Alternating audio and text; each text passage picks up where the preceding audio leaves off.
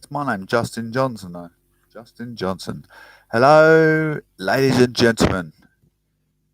It is Tuesday, the 16th of February, 2020, with the prodigious, the prominent Professor Johnson at Proclamation News and Gatherance. I just want to thank you for we had a bit of a, and it was the perspective of the COVID scenario from this year to last year. How can we go back to normality with the R number? Obviously, we've got to analyse the years, haven't you? Analyse the years and the months and the seasons of COVID rate going up and fluctuating up and down through the channel. How are we going to go back normal to different to last year? We've got to implement different things last year to make it a bit safer, haven't we? Like opening up hospitality. See, you've got to think ahead, haven't they? We're going to open schools after Easter.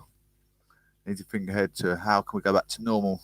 That's going to counteract some sort of safety measures. I reckon this could be the last year and we could be back to full normality. We shall see.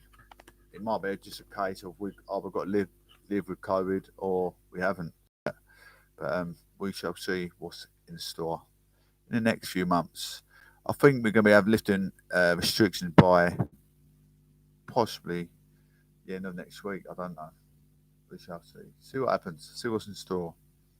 COVID in Scotland. Sturgeon. I like Nicola Sturgeon. Very diplomatic energy. COVID in Scotland. Sturgeon set out to confirm phased return to schools. Nicola Sturgeon is to announce whether some pupils will start to return to Scottish classroom from next week in a statement at Holyrood. This could include children aged 4 to 7 and secondary pupils required to carry out practical assignments. The First Minister has said she was very keen to begin the phased return of young pupils to school. However, she warned this would not mark the start of the border easing of COVID-19 restrictions. The devolved nations have the powers to set their own coronavirus rules, and will they have made similar decisions during the crisis? They have moved at different speeds. In England, Prime Minister Boris Johnson has just set out a roadmap on the 22nd of February for easing lockdown, there including the date schools can be open to all pupils. He warned on Monday that people must be optimistic but patient about the end of national restrictions, and that now schools remain closed to most pupils until at least the 8th of March. In Scotland, ministers will examine the latest data and scientific advice on Tuesday morning before the decision is announced to SMPs in the afternoon. Opposition parties have called for the Scottish Government to set out more detail about its approach to eventually easing restrictions and lifting lockdown. Most school pupils have been learning remotely during 2021 as part of Scotland's stay-at-home lockdown. A small number of children, including those whose parents have the key worker status, are allowed to attend. After a daily COVID-19 briefing on Monday, Ms Sturgeon said she was very keen to go ahead with plans for phased return to the classroom. However, she said only between 5% and 8% of any school role should return. It had previously been indicated that children in phase 1 to phase 3 years and limited number of secondary school will need practical resource complete qualifications would return to school from next Monday. Ministers will take decision about this based on the latest data at a meeting of Scottish Government Cabinet on Tuesday. This will also consider an indicated timetable for pupils returning. However, Ms Sturgeon warned that it is unlikely that other lockdown restrictions would start to be eased, with schools the top priority. She else, this is showing a diplomatic independent self. She's making her own decisions up for Scotland. It's totally different to the way we're counteracting our restrictions.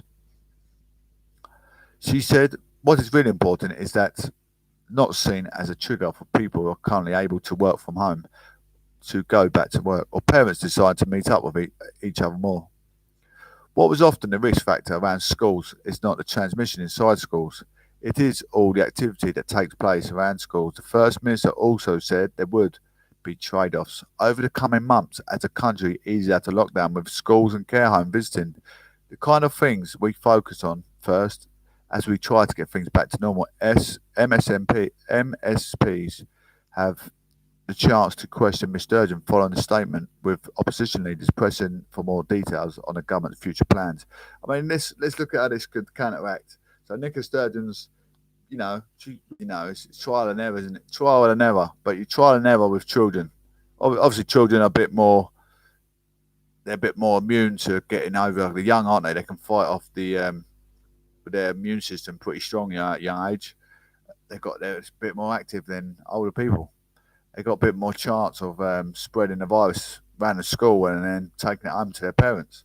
So Nicola Sturgeon's taking a risk. She's jumped forward to let kids go back to school. So I mean, I know Boris Johnson says kids' education is important. It is important, but at the same time, so is everyone's life. What do you do? Where'd you go? I mean, now it's going to put pressure on Boris Johnson because everyone in Scotland go, yeah, we're back to normal. So then everyone in England are going to be like, well, Scotland back to normal, why aren't we yet? But theoretically, they're not back to normal. COVID is still there. And if the kids go back to school, start spreading the virus around the school, they take it home to their parents. We're back to square one. So where'd you go with the old jiggery pokery? It's all right, us critics saying, yeah, we take this formation because that person done that formation. But the only real people that have gone back to normal because the COVID is not there anymore is places like China and stuff. It's I don't know about places like Switzerland. Probably places like Switzerland, Sweden, them sort of places, because they've got the money and they've got the power to say our borders are shutting, you ain't coming in. Where we're soft, let everyone go through borders and COVID come in. So we're beyond that task. We're like it's in UK everywhere. It's in the UK everywhere, and actions like this could make more happenings. Who knows? Who knows? Scottish Conservative leader Douglas Ross said it was understandable that we are not specific dates set in stone for easing restrictions, but said it was more important ministers provided more of a route map of a lockdown. He said, we need to know the triggers that will be in place for all school pupils to go back. For business to be open, we will have a tiered approach or the national approach. There are the critical points that businesses really need to be aware of so we can see our way out of this crisis. Jiggery pokery, Scottish Green SNP Ross Greer said there was no point of setting dates for lifting lockdown due to uncertainty about the vaccine supplies and the new variants. He said what the government can do is list the policies that want to bring in the safety measures that we bring in, and as those safety measures come in, it can be easier for us to ease some restrictions and return back to normal. Scottish Labour, meanwhile, he called for supply teachers to be given a greater role in delivering online learning, saying they had been forgotten in Education Secretary John Swiney's latest plans. Education spokesman Ian Grace said, many supply teachers face financial hardship and are unable to rely on the furlough funds. This is unacceptable. It's time for John Sweeney to bring our supply teachers in from the cold and get them to work. Saba, Jose, everyone welcome on the proclamation news and gatherings. COVID. Rapid tests could reopen nightclubs, PM suggests. Wow. Now we're, really opening things up. Coronavirus testing could enable nightclubs and theatres to open, Boris Johnson has suggested. The Prime Minister said rapid lateral flow tests could be used by those parts of the economy we couldn't get to open last year. That, in combination with vaccination, will probably be our route forward, he told the Downing Street News Conference, but he stressed it was still early days, with lots of discussion still to be had. A government source said, this is a long way to go before we can get people back at big events safely. Nightclubs have been unable to operate since the first COVID lockdown in March 2020, while many theatres have struggled to make social distancing work. It comes as Mr. Johnson said people must be optimistic but patient about the end to coronavirus restrictions in England. He said steps taken to ease lockdowns should be cautious but irreversible. ahead of next week's release of a roadmap for lifting curbs.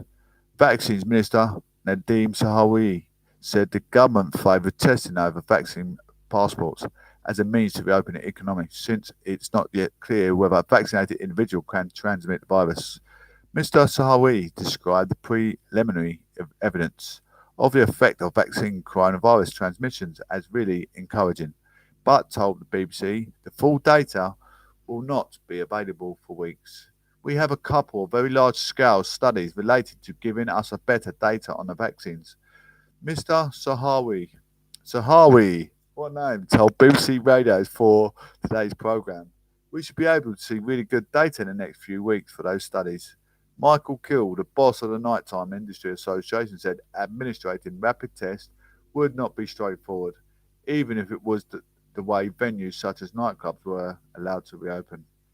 He told BBC that professionals would be required to administer swab tests outside the venue, where clubbers would need to wait at least 15 minutes to a negative result before allowed in. This would force venues to stagger admissions and have procedures in place to deal with positive cases as those who came in contact with. What are the lateral flow tests? Lateral flow tests might have a major advantage of not needing to be taken to the lab to be processed, unlike the more expensive PCR tests used by the NHS Test and Trace.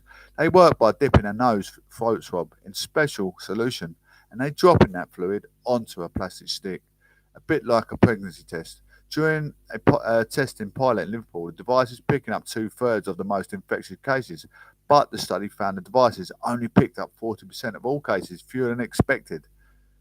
The tests may miss people on a day or two before they're about to become infectious.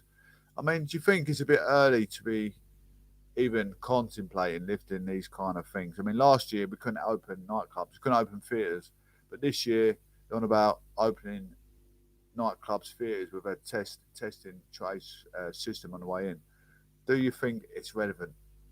It doesn't bother me, but youth of today probably. But this is where your numbers no different, a lot different to what last year is. Maybe a bit more people convicted with coronavirus now to what it was last year. But now they're thinking about opening nightclubs. I think they're going a bit blasé with that action, if I'm totally honest, because they're giving out the COVID jab, and they're saying the COVID jab's not. It's proven, isn't it? It's proven it's not actually protecting people enough, because look how many people have had COVID and look how many people there is with COVID at the moment. They're giving people the COVID vaccination, and look how many people are still with COVID. So is that going to be the procurement of the people conflicting? Yes, it's not going to be the procurement to stopping people catching COVID. Open up the bloody nightclubs and the theatres. I think it's damn right ludicrous. I don't know what your perspective, guys. Welcome there, Aids. Welcome there, AD. Mr. Aids in the building, everyone. Please give Mr. Aid a round of applause. You can listen to 3,000 people in his village hall in Ticehurst in Sussex while keeping his pharmacy open. And of course, I thank all of you who have come forward to be vaccinated.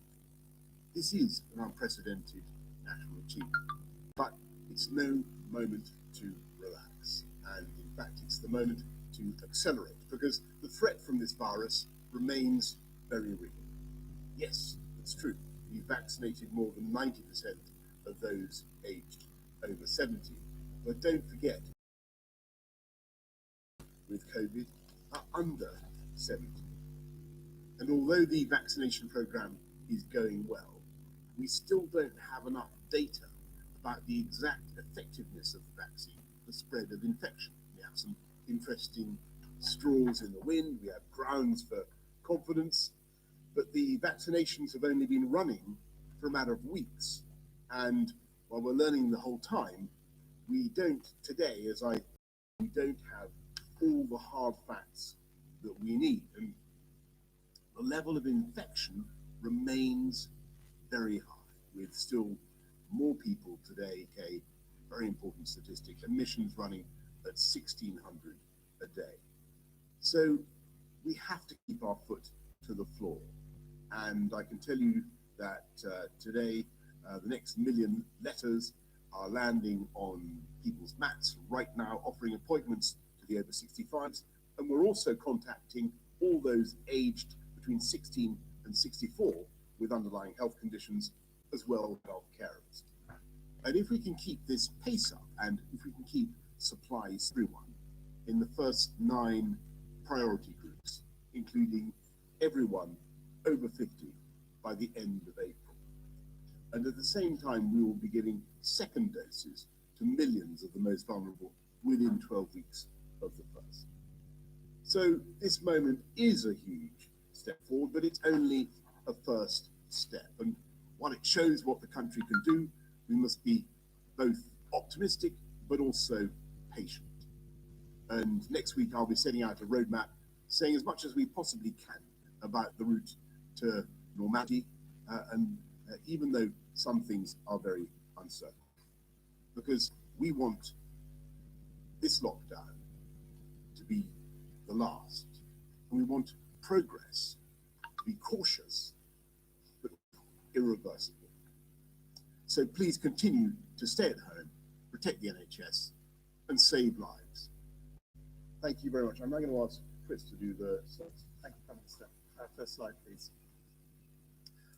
3 slides today. The first one is just showing the number of people testing positive for COVID over time. And as you can see on this graph, the numbers are coming down steadily over time, but they're still at quite a high level, above the point where it was, for example, in September last year. So significant progress, but still quite high. Next slide, please. If we look at people in hospital in the UK, this again is coming down. Of course, this follows slightly later than the rates of new cases. Again, the rates are still very high, so they're around the point, in fact, slightly above the point, which they were. So these are still very high rates, but they're definitely heading in the right direction. Next slide, please. And finally, on deaths, the number of people who've sadly died with COVID remains high, but is continuing to go down. So the most recent 7-day average was 657 deaths. Still a very high number, but definitely heading in the right direction. This is now below of the first wave we had last year.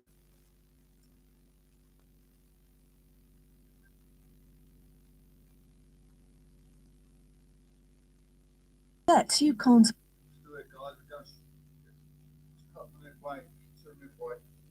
Last slide, please. And this slide just shows the steady improvement in the number of people who have been vaccinated, thanks to the extraordinary work of people in the NHS, the people that the Prime Minister is talking about.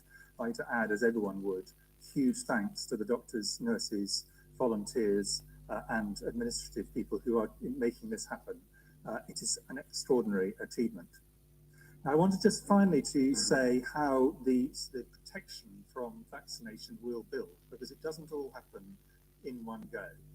The first layer of protection is people being protected by their first vaccine. But remember, this only starts to work sometime between 2 and 3 weeks later. People are not immediately protected.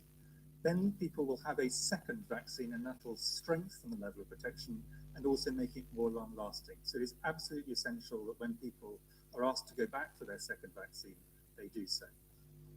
The third layer of protection is we're confident that these vaccines will produce some level of protection from transmission. We don't yet know exactly how much. So if people who are vulnerable meet other people who are vaccinated, that will provide another layer of protection for them. And finally, further out, once we have a high proportion of the population vaccinated, this will help to reduce the rates of transmission, reduce the risks of big surges. So this also provides a level of protection. So the more we vaccinate out in the community, the more we protect those who are potentially vulnerable. Thank you very much. Thanks very much, Chris. Let's go to Simon Stevens, whose NHS staff have been doing the lion's share of this vaccination campaign. Simon. Thank you, Prime Minister. 15 million vaccinations in 10 weeks would be an enormous undertaking at any time, but doing so during the course of this surge of winter coronavirus, when the health service has been under the most intense pressure and hospitals have looked after more than 100,000 severely ill coronavirus patients in just the last month. That really has been an extraordinary national team effort.